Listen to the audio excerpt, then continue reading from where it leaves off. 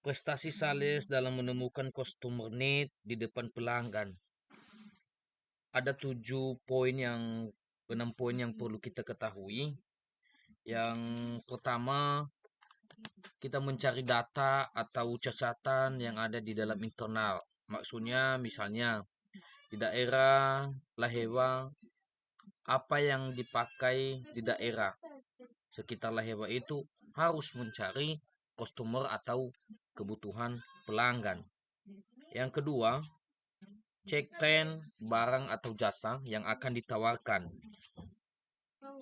Kita cek dulu barang apa yang customer beli atau yang sedang laris atau laku di wilayah sekitar melalui media sosial atau media lain. Ketiga, berbicara dengan rekan kerja atau teman. Kita memberitahu, kita menggali informasi apa saja yang customer need ini yang sedang laris. Keempat, menemukan problem yang spesifikasi customer.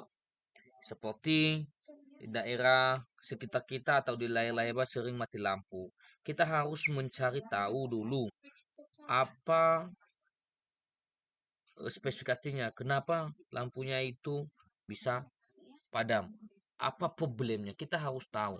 Dan ada beberapa kendala itu untuk mendapatkan sesuatu customer need.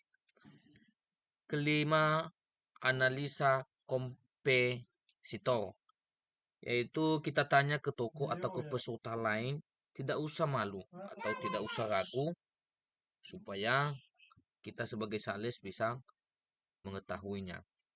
Yang keenam, analisa survei pelanggan, yaitu kita melakukan atau mengedarkan formulir sebelum memprestasikan barang atau jasa kepada konsumen. Kita harus melakukan prestasi terhadap produk yang harus kita jual. Di dalamnya ada yang berisi, ada 5 poin, yaitu opening atau pembukaan, evidence atau bukti, action atau tindakan, benefit, manfaat atau closing penutup. Contohnya kita harus melakukan dari 5 ini, kita menggabungkan. Saya ambil salah satu contoh. Seperti kita melakukan opening atau pembukaan. Seperti ini, selamat siang Bu. Perkenalkan, saya Eman. Saya ingin menawarkan sebuah sabun Semgum kepada Bapak Ibu. Untuk kelebihannya Bu, banyak. Di sabun ini tidak ada bahan pengawet atau bahan kimia yang mengandung zat kimia. Adapun kelebihannya yaitu sekali pakai langsung putih. Ibu tidak perlu khawatir kalau untuk memakai sabun ini. Kalau ibu berminat, nanti saya ambilkan Bu, dan pasti ada diskon. Bagaimana Bu? Apakah ibu berminat? Nah,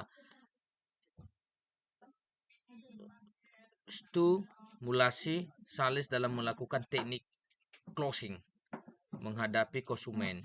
Nah, kita harus itu perlu sebagai sales, kita harus bagaimana cara kita untuk menutupnya ketika ibu itu ingin membeli barang yang kita tawarkan. Simulasi sales dalam melakukan teknik closing ketika menghadapi konsumen. Ada 5 poin, yaitu assumptive close. Yang artinya assumptive close ini yang mengacu pada kekuatan berpikir positif customer. Contoh, ibu kendaraannya apa Bu?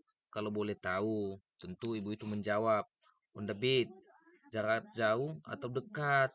Karena di sini saya mempunyai banyak oli. Kalau ibu sering melakukan perjalanan jauh, saya mengajukan ibu pakai oli Sehumatic yang 10W, karena cairannya oli tidak terlalu encer dan kental, cocok untuk perjalanan jauh.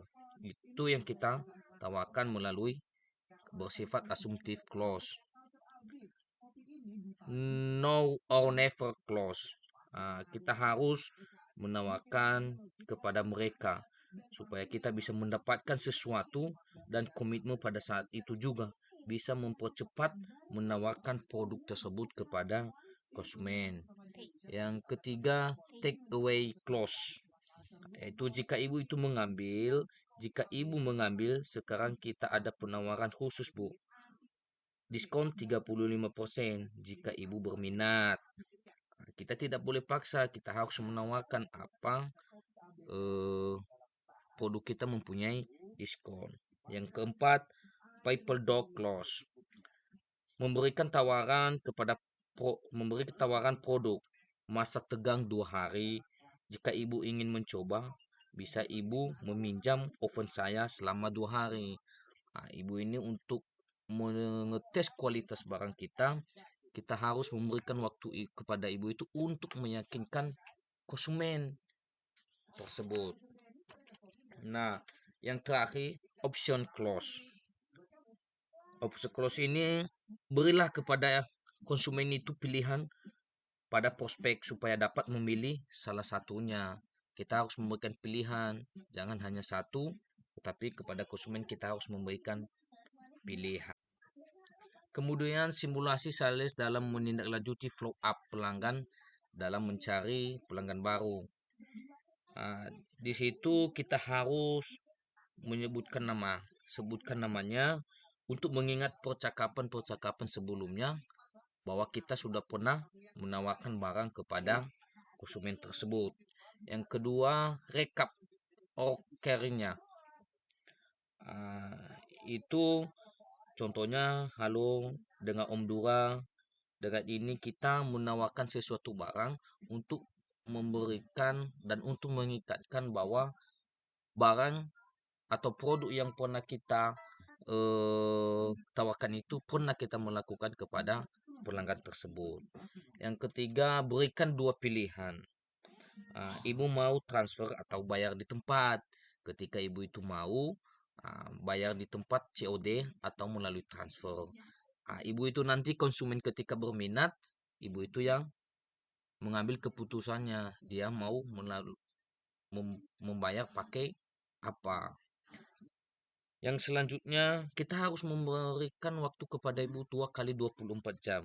Ketika barang itu kita berikan kepadanya, supaya dia berpikir. Tadi seperti oven, kita sudah memberikan kepada ibu itu oven. Kita memberikan 2 kali 24 jam. Ketika itu nanti berminat, pasti ibu itu akan kembali kepada kita. Jangan memaksa pelanggan dan cari tahu kebutuhannya. Kadang-kadang cara sales yang tidak paham, dia menggunakan rayuannya kepada pelanggan walaupun barang dan jasa itu tidak sesuai dengan produk yang dia itu. Untuk itu jangan pernah kita paksa pelanggan kita untuk membeli barang sesuatu, tetapi supaya memberikan kebutuhan kepada pelanggan supaya dapat memberikan yang lebih baik kepada pelanggan.